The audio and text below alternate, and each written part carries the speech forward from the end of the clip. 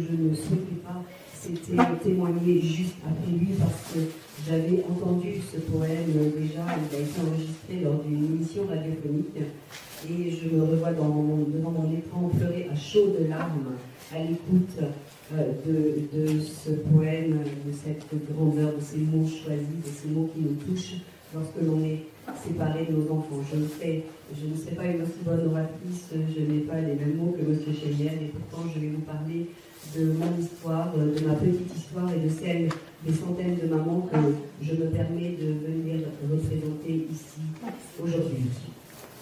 Changement de décor. Nous quittons Paris il y a un an, un mercredi, le jour des enfants, mercredi 28 février 2018, je ferme ma porte et je quitte ma Charente-Maritime natale.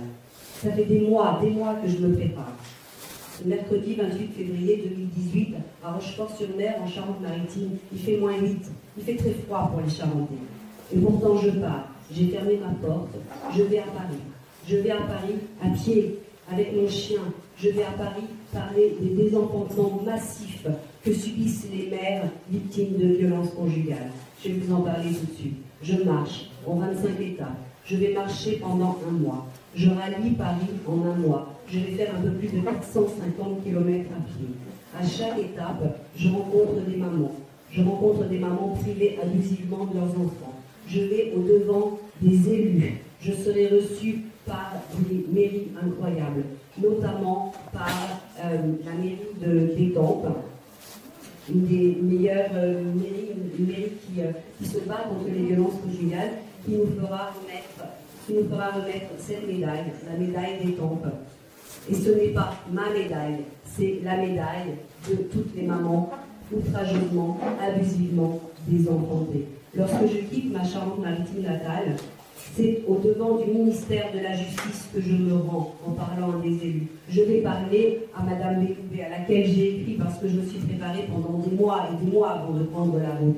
Et je pose une question simple à Madame Belloubet, je lui dis: Madame, pourquoi est-ce que vous nous enlevez nos enfants? Nous avons des dossiers, nous avons des preuves, nous avons des témoignages, nous avons des ITT, nos enfants témoignent.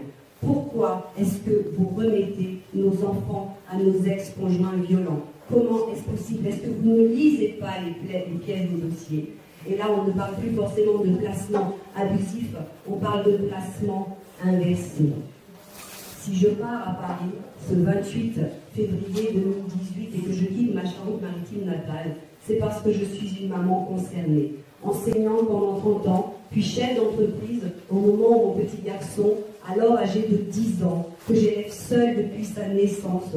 Mon petit garçon est présenté le 24 février 2016 à un juge pour enfants. Je ne suis pas convoquée, il n'a pas d'avocate. Il dira: ma maman, je l'aime, j'ai confiance en ma maman. Il dira: je ne peux pas vivre sans ma maman. Et il sera placé chez mon ex-conjoint, qui a juré depuis des années qu'il aura ma peau. Il aura ma peau.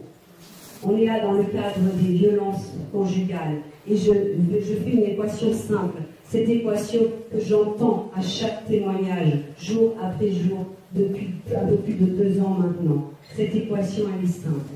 Violence conjugale plus séparation égale garde au père. Et père, je le mets entre guillemets, parce que pour moi, un ex-conjoint violent n'est pas, n'a jamais été et ne sera jamais un bon père. Je répète, un conjoint violent n'est pas un bon père. Un homme qui jette son épouse dans l'escalier quand elle est enceinte, un homme qui la méprise, un homme qui la frappe, ne peut pas être un bon père, parce qu'il ne renverra pas ses valeurs de respect à son enfant. C'est déjà une des premières maltraitances. Je suis venue ici aujourd'hui pour vous parler de toutes ces mamans, et j'ai envie de les nommer. Il y en a 180 sur la pétition des mamans debout. Sur la page publique Maman est debout, il y a 180 mamans. Et je suis venue vous parler aujourd'hui de Lucie, de Myriam. Je suis venue vous parler d'Aurore et d'Alexandra. Je suis venue vous parler de Céline, de Caroline, de Sonia, de toutes ces mamans qui, suite à des violences, ont été séparées abusivement de leurs enfants. Et je fais un parallèle entre ces féminicides dont tout le monde parle aujourd'hui. Les féminicides, un féminicide, c'est l'assassinat d'une femme. Priver une mère, priver une femme de son enfant, c'est criminel. C'est une souffrance quotidienne, c'est une mort lente. C'est une mort lente qui passe sous les radars de la justice. Un homme qui prive une mère de son enfant a une attitude absolument criminelle face à cette maman. Nous sommes venus dire que nous voulons revoir nos enfants, nous sommes venus dire que nous aimons nos enfants, et nous sommes venus dire que le désenfantement est criminel.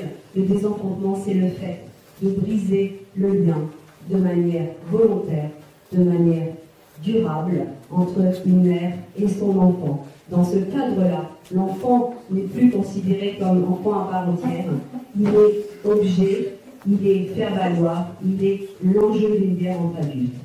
Merci infiniment. Au nom des Mamans Debout, l'association On a volé mon enfant, Corinne.